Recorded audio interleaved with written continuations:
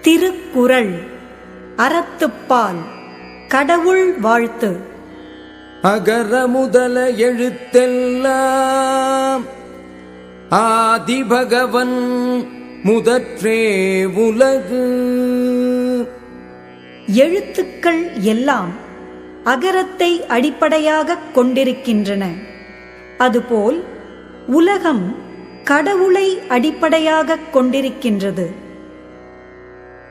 கற்றதனால் ஆயப்பயன் என்கொல் வாலறிவன் நற்றாள் தொழார் எனின். தூய அறிவு வடிவாக விளங்கும் இறைவனுடைய நல்ல திருவடிகளைத் தொழாமல் இருப்பாரானால் அவர் கற்ற கல்வியினால் ஆகிய பயன் என்ன?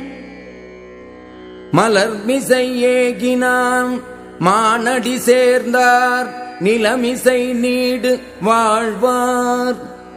அன்பரின் அகமாகிய மலரில் வீற்றிருக்கும் கடவுளின் சிறந்த திருவடிகளை இடைவிடாமல் நினைக்கின்றவர் இன்ப உலகில் நிலைத்து வாழ்வார்.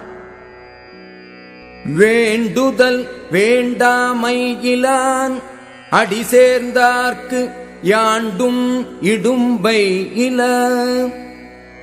விருப்பு வெறுப்பு இல்லாத கடவுளின் திருவடிகளை பொருந்தி நினைக்கின்றவர்க்கு எப்போதும் எவ்விடத்திலும் துன்பம் இல்லை.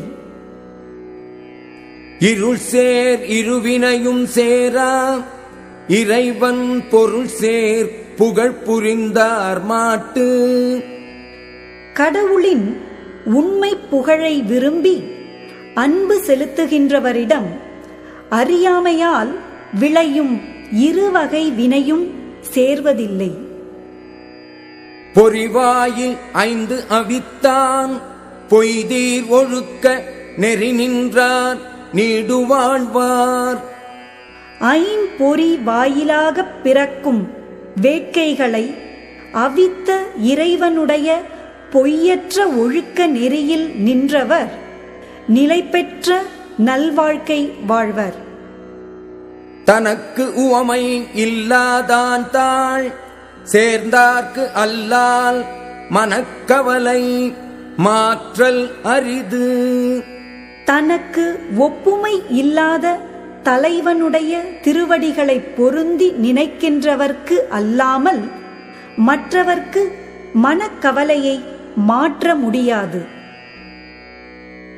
அறவாழி அந்தணன் தாள் சேர்ந்தார்க்கு அல்லால் பிறவாழி நீந்தல் அரிது. அறக்கடலாக விளங்கும் கடவுளின் திருவடிகளை பொருந்தி நினைக்கின்றவர்க்கு அல்லாமல் மற்றவர் பொருளும் இன்பமும் ஆகிய மற்ற கடல்களை கடக்க முடியாது. கோளில் பொறியில் குணமிலவே என் குணத்தான் தாளை வணங்காத்தலை.